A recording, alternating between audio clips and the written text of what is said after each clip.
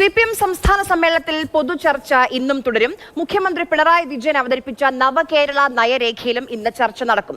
തെറ്റായ പ്രവണതകൾ തിരുത്താനുള്ള പ്ലീനങ്ങൾ ഫലം കണ്ടില്ലെന്ന സംസ്ഥാന സമ്മേളനത്തിൽ വിമർശനമുയർന്നു.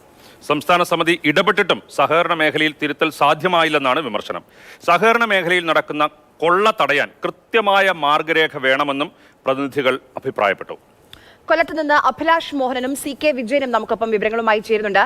അഭിലാഷ് മോഹനൻ, ഇന്നിപ്പോൾ ദേശാഭിമാനിയിൽ പാർട്ടി സെക്രട്ടറി എഴുതിയ ലേഖനത്തിൽ കൃത്യമായി മുഖ്യമന്ത്രി അവതരിപ്പിച്ച നയരേഖ എന്തുകൊണ്ട് നവകേരളത്തിന് ആവശ്യമാണ്, അതുമായി പാർട്ടി മുന്നോട്ട് പോകും, എന്തുകൊണ്ട് മുന്നോട്ട് പോകണമെന്ന് വിശദമായി എഴുതിയിട്ടുണ്ട്. അപ്പോൾ ചർച്ച നടക്കുന്നതിന് മുൻപ് തന്നെ നിലപാട് എന്താണ്, അല്ലെങ്കിൽ പ്രതിനിധികളുടെ ജില്ലാ കമ്മിറ്റികളുടെയൊക്കെ അഭിപ്രായം കേൾക്കുന്നതിന് മുൻപ് തന്നെ നിലപാട് എന്താണെന്ന് പാർട്ടി പത്രത്തിലുണ്ട്. തീർച്ചയായിട്ടും നവകേരള രേഖയിലുള്ള ചർച്ച ഇപ്പോൾ CPIM സംസ്ഥാന സമ്മേളനത്തിൽ ആരംഭിച്ചു കഴിഞ്ഞിരിക്കുന്നു. പൊതു ചർച്ച അവസാനിച്ചിരിക്കുന്നു. അതായത് സംഘടനാ റിപ്പോർട്ടിന്മേലുള്ള ചർച്ച അവസാനിച്ചു. ഇപ്പോൾ നവകേരള രേഖയിലുള്ള ചർച്ചയാണ് പുരോഗമിക്കുന്നത്. ഉച്ചയോടുകൂടി ചർച്ച അവസാനിക്കും. തുടർന്ന് സംസ്ഥാന സെക്രട്ടറി മറുപടി പറയും. ഈ നവകേരള രേഖയുമായി ബന്ധപ്പെട്ട് ഏറ്റവും പ്രധാനമായും കാണുന്നത് CPM-നെ സംബന്ധിക്കുന്ന ചില സുപ്രധാനമായ നയം മാറ്റങ്ങളാണ്. ഒന്ന്, വിവിധ സേവനങ്ങൾക്കുള്ള ഫീസ് ഉയർത്തുക. സർക്കാരിൻ്റെ സൗജന്യങ്ങൾ ഏറ്റവും പാവപ്പെട്ടവരിലേക്ക് പരിമിതപ്പെടുത്തിക്കൊണ്ട് ഫീസുകളും അതുപോലെ തന്നെ സേവനത്തിനുള്ള കൂലിയും നൽകാൻ കഴിയുന്ന ആളുകളിൽ നിന്ന് ആ പണം പിരിക്കുക. രാവിലെ ഞാൻ തോമസ് ഐസക്കിനോട് ഇത് യൂസർ പേ പ്രിൻസിപ്പിളിലേക്ക് കേരളം വരുന്നതിൻ്റെ സൂചനയല്ലേ എന്ന് പറയുമ്പോൾ അദ്ദേഹം പറയുന്നത് പാവപ്പെട്ട ആളുകൾക്ക് സഹായം നൽകണം എങ്കിൽ പ്രാപ്തരായ ആളുകളിൽ നിന്ന് പണം ഈടാക്കിയേ പറ്റൂ എന്നുള്ള നിലയിലാണ്. അപ്പോൾ ആ നിലയിലേക്കുള്ളൊരു നയം മാറ്റം, അതിൽ പ്രതിനിധികളുടെ അഭിപ്രായം എന്തെന്നുള്ളത് നിർണായകമാണ്. കാരണം ഒരു നിയമസഭാ തെരഞ്ഞെടുപ്പ് വരികയാണ്. അപ്പോൾ നിയമസഭാ തെരഞ്ഞെടുപ്പ് വർഷത്തിൽ സർക്കാർ സേവനങ്ങളുടെ ഫീസുകൾ വർദ്ധിപ്പിക്കുകയും സെസ് ഏർപ്പെടുത്തുകയും ചെയ്യുന്നത് തിരിച്ചടിയാകാനുള്ള സാധ്യതയുണ്ട്. അതുകൊണ്ട് നവകേരള രേഖയിന്മേലുള്ള ഈ ഫീസ് വർധന, സെസ് തുടങ്ങിയ കാര്യങ്ങളിൽ എന്ത് നിലപാട് പ്രതിനിധികൾ എടുക്കുന്നു എന്നുള്ളത് നിർണായകമാണ്. മറ്റൊന്ന്, ഇപ്പോൾ നോക്കൂ, ദേശീയവ്യാപകമായി പൊതുമേഖലാ സ്ഥാപനങ്ങളുടെ സ്വകാര്യവൽക്കരണത്തിൽ CPM സമരത്തിലാണ്. ഈ നവകേരള രേഖയിലെ ഒരു പ്രധാനപ്പെട്ട അംശം എന്ന് പറയുന്നത് നന്നാക്കാൻ കഴിയാത്ത, ലാഭത്തിലാക്കാൻ കഴിയാത്ത പൊതുമേഖലാ സ്ഥാപനങ്ങളിൽ സ്വകാര്യ പങ്കാളിത്തം കൊണ്ടുവരിക എന്നുള്ളതാണ്. അതൊരു വളരെ വലിയ പോളിസി ഷിഫ്റ്റാണ്. ഇപ്പോഴും ദേശവ്യാപകമായി നവലിബറൽ നയങ്ങൾ നടപ്പാക്കുന്ന സർക്കാരുകൾ പൊതുമേഖലാ സ്ഥാപനങ്ങൾ വിറ്റുതുലയ്ക്കുന്നു എന്ന നിലപാടാണ് CPM-ന്.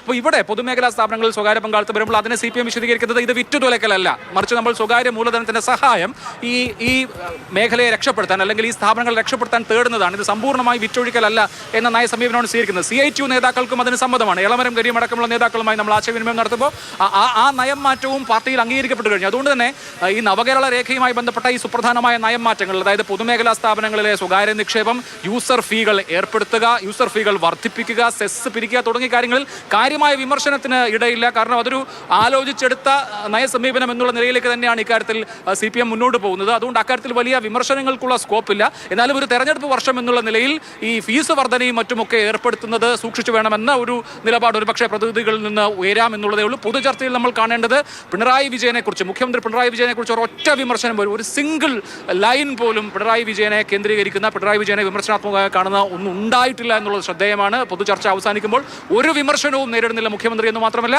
മുഖ്യമന്ത്രിയെ പ്രൊട്ടക്ട് ചെയ്യുന്നതിൽ മന്ത്രിമാർ പരാജയപ്പെടുന്നു എന്ന വിമർശനം ഉയരുകയും ചെയ്യുന്നു. അതായത് പിണറായി വിജയനിൽ സമ്പൂർണ്ണമായ കോൺഫിഡൻസ് പ്രഖ്യാപിക്കുന്ന ഒരു സമ്മേളനമാണ് കൊല്ലത്ത് സമാപിക്കുന്നത്. അത് ആ നിലയിൽ ഒരു വിമർശനവും കേൾക്കാത്ത ഒരു സമ്പൂർണ്ണ അപ്രമാദിത്വത്തിന്റെ സൂചന എന്ന് വേണമെങ്കിൽ പറയാം. അതേസമയം തന്നെ പാർട്ടി സെന്റർ വിമർശനം കേൾക്കുകയും ചെയ്തു. കണ്ണൂർ കേന്ദ്രീകരിച്ചുള്ള അധികാര കേന്ദ്രീകരണം തുടങ്ങി, അതായത് സംസ്ഥാന സെക്രട്ടറി മുതൽ ഓഫീസ് സെക്രട്ടറി വരെ മാറ്റം വരുമ്പോൾ അത് കണ്ണൂരിൽ നിന്ന് മാത്രമാണ് എന്ന വിമർശനം വന്നു. അതുപോലെ ആശാ വർക്കർമാരുടെ സമരം അടക്കമുള്ള വിഷയങ്ങളിൽ വിമർശനങ്ങൾ വന്നു. അങ്ങനെയുള്ള വിമർശനങ്ങൾ ഒഴിച്ചാൽ മുഖ്യമന്ത്രി പിണറായി വിജയനെ കേന്ദ്രീകരിച്ച ഒരൊറ്റ വിമർശനം പോലും ഉയരാത്ത സമ്മേളനം എന്നുള്ള നിലയിലാണ് കൊല്ലം സമ്മേളനത്തിന്റെ പ്രസക്തി. അതുകൊണ്ട് തന്നെ മുഖ്യമന്ത്രി അവതരിപ്പിച്ച നവകേരള രേഖ ഇപ്പോൾ ചർച്ചയ്ക്ക് വിധേയമാക്കുമ്പോൾ അതിനെ വളരെ വിമർശനാത്മകമായി സമീപിക്കുന്ന ഒന്നും നമ്മളതിൽ പ്രതീക്ഷിക്കേണ്ടതില്ല. മറിച്ച് ഒരു തെരഞ്ഞെടുപ്പ് വർഷം എന്നുള്ള നിലയിൽ ഈ ഫീസും സെസ്സും ഒക്കെ ജനങ്ങൾക്ക് അമിതഭാരം നൽകുകയും അതുവഴി സർക്കാരിന് തിരിച്ചടിയാവുന്ന ഒരു സാഹചര്യം ഉണ്ടാവുകയും ചെയ്യുക എന്ന ഒരു സാഹചര്യം ഒരു പക്ഷേ പ്രതിനിധികൾ ശ്രദ്ധയിൽപ്പെടുത്താം എന്നുള്ളതിലുപരി ഈ സുപ്രധാനമായ നയം മാറ്റം സമ്പൂർണ്ണമായി അംഗീകരിക്കപ്പെടാനാണ് എല്ലാ സാധ്യതയും. വിഭാഗീയത ഇല്ല എന്ന് പറയുമ്പോൾ പാർട്ടിക്കകത്ത് വിമർശനങ്ങൾ പോലും സാധ്യമാകാത്ത രീതിയിൽ പാർട്ടി നന്നായോ എന്നുള്ളതാണ് ഏറ്റവും ഒരുപക്ഷെ കൗതുകകരമായ കാര്യം. വിജയനിലേക്ക് പോകാം. വിജയൻ, ഈ പാർട്ടിയിൽ തെറ്റുതിരുത്തലൊന്നും വേണ്ട രീതിയിൽ നടന്നില്ല എന്ന് പറയുന്നു. പ്ലീനങ്ങളുടെ തീരുമാനമൊന്നും നടപ്പായില്ല എന്ന് പറയുന്നു. ഇപ്പോൾ 2013 പാലക്കാട് സംസ്ഥാന പ്ലീനം സംഘടിപ്പിച്ചത്. അന്ന് ഈ പ്ലീനം നടക്കുന്ന ദിവസങ്ങളിൽ തന്നെ പാർട്ടി മുഖപത്രത്തിൽ ഒരു വിവാദ വ്യവസായിയുടെ പരസ്യം വന്നു. അന്ന് ഇപ്പോൾ കേന്ദ്ര കമ്മിറ്റി അംഗമായ EP ജയരാജനാണ്. അന്ന് അദ്ദേഹത്തിന് ഈ പാർട്ടി പത്രത്തിന്റെ ചുമതലയുള്ള സമയമാണ്. ഇതിനെക്കുറിച്ച് ചോദിച്ചപ്പോൾ എന്ത് പ്ലീനം, എന്ത് തെറ്റുതിരുത്തൽ എന്നാണ് അദ്ദേഹം ചോദിച്ചത്. ഈ ഒരു സമീപനം കൊണ്ടാണോ, എന്തുകൊണ്ട് ഈ പ്ലീനത്തിലെ തീരുമാനങ്ങൾ അല്ലെങ്കിൽ തെറ്റുതിരുത്തൽ നടപ്പായില്ല എന്ന വിമർശനമാണ് ഉയരുന്നത്? തികച്ചും സാങ്കത്യമുള്ള ഒരു താരതമ്യമാണ് ശ്രീ രാജീവ് ഇപ്പോൾ ഉന്നയിച്ചിട്ടുള്ളത്. കാരണം അന്നത്തെ ഏറ്റവും പ്രധാനപ്പെട്ട ചർച്ച ഈ ചരടുകളില്ലാത്ത സമ്പത്തുകൾ മാത്രമേ അല്ലെങ്കിൽ സാമ്പത്തിക വ്യവസ്ഥകൾ മാത്രമേ അംഗീകരിക്കാൻ പാടുള്ളൂ എന്നതായിരുന്നു. അതുകൊണ്ട് ഏതെങ്കിലും രീതിയിൽ കളങ്കിതരായ ഒരാളിൽ നിന്ന് പോലും ₹1 പാർട്ടിക്കോ അല്ലെങ്കിൽ പാർട്ടി നേതൃത്വം വഹിക്കുന്ന സർക്കാരിലേക്കോ ഉണ്ടാകാൻ പാടില്ല എന്നതായിരുന്നു അന്നത്തെ ഒരു തീരുമാനം. ആ തീരുമാനം പാടെ ലംഘിച്ചുകൊണ്ടായിരുന്നു അന്ന് ദേശാഭിമാനിയിൽ വിവാദ വ്യവസായി എന്നറിയപ്പെടുന്ന രാധാകൃഷ്ണന്റെ ഈ സ്ഥാപനത്തിന്റെ പരസ്യം വന്നത്. അത് വലിയ വിവാദമാവുകയും പിന്നീട് ഏറെ ചർച്ച ചെയ്യപ്പെടുകയും ചെയ്തു. പക്ഷേ ഇന്നത്തെ ഇത് നോക്കൂ, നവകേരളത്തിലുള്ള പുതുവഴികൾ എന്ന കാര്യത്തിൽ CPM ഒരു പ്രത്യേക രീതിയിൽ ആണ് അതിൻ്റെ സാമ്പത്തിക രീതിയെ കാണുന്നത്. കാരണം കേന്ദ്രത്തിൽ നിന്ന് മതിയായ രീതിയിലുള്ള ഗ്രാന്റ് അല്ലെങ്കിൽ സംസ്ഥാനത്തിന്റെ നികുതി വിഹിതം ഇതൊന്നും തന്നെ കൃത്യമായി ലഭിക്കുന്നില്ല. ആ സാഹചര്യത്തിൽ സ്വന്തം നിലയ്ക്ക് വരുമാനം കണ്ടെത്തേണ്ടിയിരിക്കുന്നു എന്നതാണ് ഇതിന്റെ അടിസ്ഥാനപരമായ സാമ്പത്തിക തത്വം. ആ അടിസ്ഥാനപരമായ സാമ്പത്തിക തത്വത്തിൽ എങ്ങനെയൊക്കെ പണം സമാഹരിക്കാം എന്നതാണ് ആദ്യത്തെ ആലോചന. ആ ആലോചനയിലാണ് സെസ് ഉൾപ്പെടെ യൂസർ ഫീ ഉൾപ്പെടെയുള്ള കാര്യങ്ങൾ വരുന്നത്.